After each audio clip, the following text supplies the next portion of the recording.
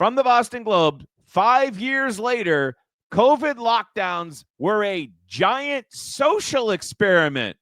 Oh, really? But they still ask the question, did they work? Let me save you the trouble. No, they did not work. They did not work, Boston Globe. So the Globe has finally understood that the lockdowns were a giant social experiment, but they're still asking, did it work? And then this sentence as the subhead is just hilarious. 5 years ago, lockdown critics, who would that have been? Faced death threats and censorship. Faced death threats and censorship. And why did we face death threats and censorship? Because the government, through their tech proxies, like Twitter 1.0, basically censored people who were critical of government policy, right? Through corporations, Facebook, Twitter, you know the thing. YouTube, you know the thing. Now they're gaining influence. Oh, look at that. We're gaining influence now. Amid new research on the harmful health effects of prolonged isolation.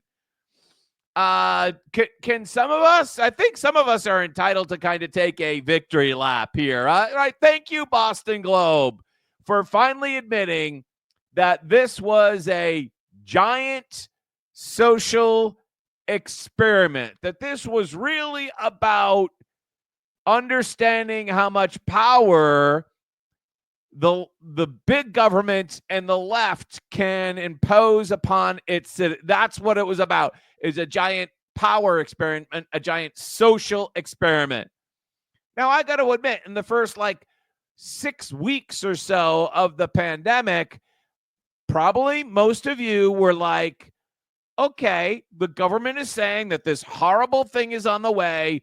We are going to chip in and do the right thing as Americans, right? We're going to go to limit our travels, and you know that basically hit March 17th-ish or so, which is about 5 years ago. And we're going to do our part as Americans. We're going to get together and wear the mask and go to the grocery store only once every 2 weeks. Do the things that the government was telling us to do, because otherwise we're all going to die. And 2 weeks to bend the curve, remember? Yeah. And then at the end of April, after 6 weeks of that, some of us got a little antsy. And I actually, with my son, planned a trip to Colorado. And as soon as school got out in late June, I was like, Will, we are out of here. We flew to Colorado. And this is when I started to realize something was afoot. And we went to this fancy ski town called Crested Butte, and there was no mask requirement at that time in Colorado, but a lot of places in Crested Butte, which is kind of like Aspen, Telluride type of place, very nice.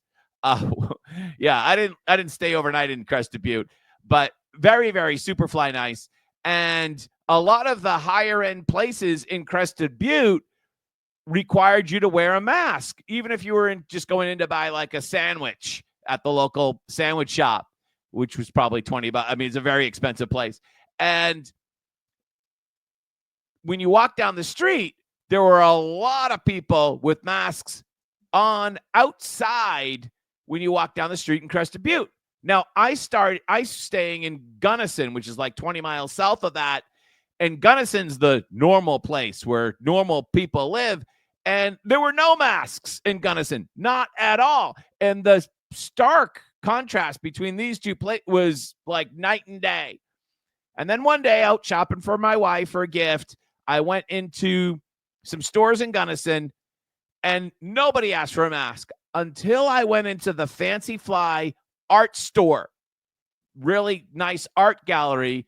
And the woman, spectacularly dressed, comes up with the little mask, and she says, "We would prefer if you put this on."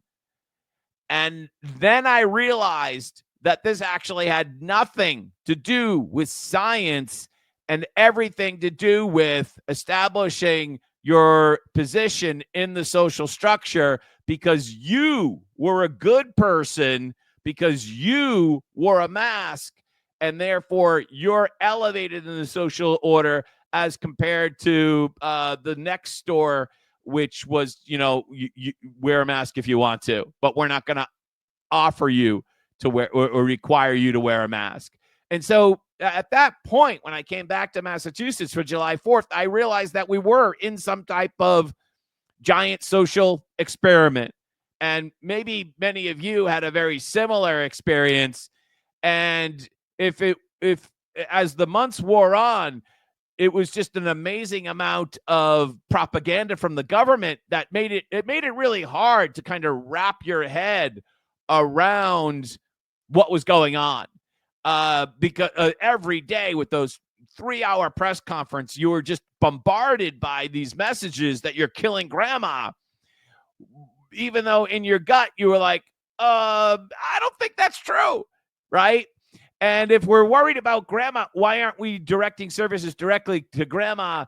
Why aren't we doing that? Why it's just like the teacher who punishes everyone in class for the one jerk kid, right? You know that, right? In your third grade, one kid throws the spitball and the whole classroom is punished. It was the same thing because it's simpler. It's an easier reaction rather than a laser focus on who needs the help. But giant social experiment from the Boston Globe. They finally have admitted it, but they're still asking the question because to the Globe, if it worked, it would still be justified. It would still be justified. 5 years ago, lockdown critics faced death threats and censorship. You don't say. Oh, really? Oh, really? Oh, wonder how that worked. So when I came back from Colorado, which was, I think, July 3rd or 2nd, I had a new perspective, having been able to get outside of the allegory of the cave, which is Massachusetts itself, and went to Colorado where things were different.